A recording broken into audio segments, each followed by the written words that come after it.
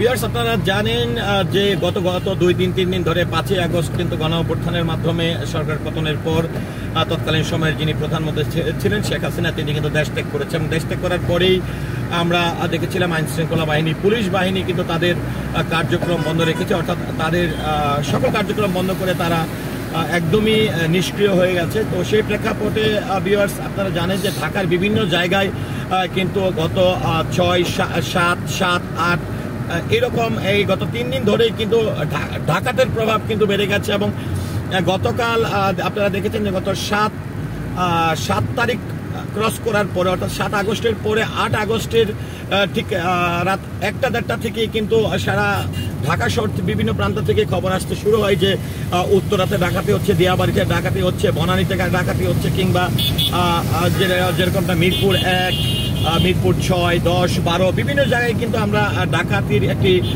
কথা শুনেছি। এবং তার পরিপ্রেক্ষিতে আমরা দেখেছি যে বাংলাদেশ সেনাবাহিনী কিন্তু তারা তাদের দক্ষতার পরিচয় দিয়ে সাধারণ জনগণ নিয়ে কিন্তু সেই ডাকাত দলকে প্রতিহত করেছে। এবং তার পরিপ্রেক্ষিতে আমরা উত্তরা 12 নম্বর সেক্টর থেকে সংঘবদ্ধ অস্ত্রসহ সংঘবদ্ধ ডাকাত চক্রকে কিন্তু তারা গ্রেপ্তারও করেছে।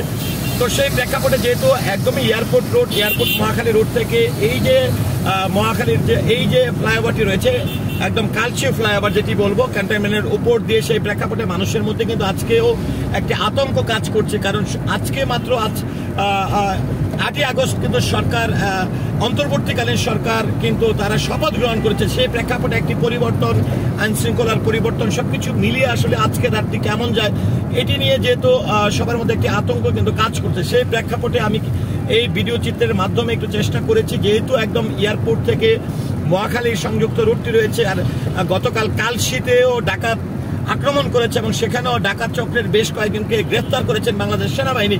সেই প্রেক্ষাপটে আপনি কতটুকু নিরাপদ এবং রাস্তায় আসলে কি পরিমাণের গাড়ি চলাচল করছে সেই তথ্যটি তুলে ধরার জন্যই কিন্তু আপনি এই ফ্লাইওভারটি ব্যবহার করার ক্ষেত্রে কালশিওয়ে যে ফ্লাইওভারটি রয়েছে রেডিসন হোটেল থেকে, সেই বিষয়টি আসলে আপনাদেরকে প্রত্যক্ষভাবে দেখানোর জন্যই কিন্তু এই ভিডিওটি করেছি। তো ভিউয়ার্স, এই ছিল আসলে একদমই এয়ারপোর্ট রোড থেকে রেডিসন হোটেল হয়ে কিংবা বনানী স্টেডিয়াম, আর্মি স্টেডিয়ামটি অতিক্রম করে এসে ফ্লাইওভার দিয়ে এসে এই ক্যান্টনমেন্টের উপর দিয়ে কালশি ফ্লাইওভারের চিত্র।